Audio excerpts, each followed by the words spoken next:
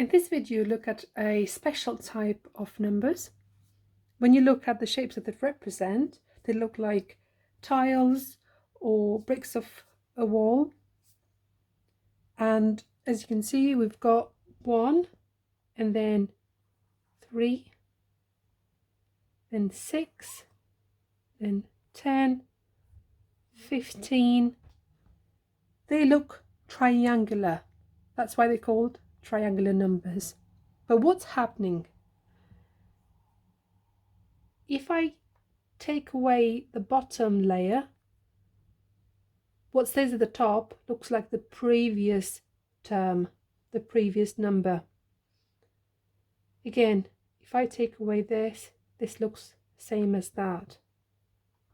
And the same throughout. So basically what's happening each time we add in one more than previously. So here we've added 2. Now we've added 3.